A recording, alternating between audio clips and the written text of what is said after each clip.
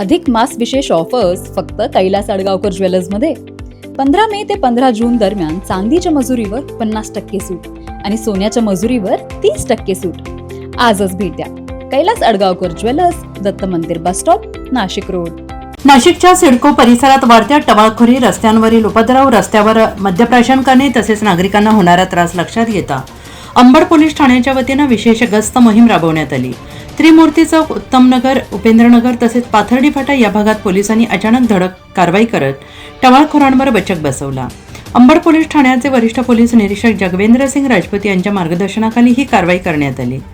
परिसरातील चौक, गल्लीबोळ तसेच सार्वजनिक ठिकाणी संशयास्पद हालचाली करणाऱ्या युवकांची तपासणी करण्यात आली. या मोहिमेदरम्यान पोलिसांनी तब्बल 20 टवाळखोरांना ताब्यात घेत त्यांच्यावर प्रतिबंधात्मक कारवाई केली. सायंकाळच्या वेळेत चौकामध्ये उभे राहून नागरिकांना त्रास देणे, वाहतुकीला अडथळा निर्माण करणे तसेच महिलांची छेड काढण्याच्या तक्रारी वाढत असल्याने पोलिसांनी ही विशेष मोहीम हाती घेतली आहे. अचानक झालेल्या या कारवाईमुळे परिसरातील टवाळखोरांमध्ये चांगलीच खळबळ उडाली आहे. दरम्यान अंबड पोलिसांनी यापुढे अशाच प्रकारच्या गस्त आणि कारवाया सुरूच राहणार असल्याचा इशारा दिला असून कायदा आणि सुव्यवस्था बिघडवणाऱ्यांविरोधात कठोर कारवाई करण्यात येणार असल्याचं स्पष्ट केलंय. पोलिसांच्या धडक कारवाईचे परिसरातील नागरिकांनी स्वागत केलेलं आहे.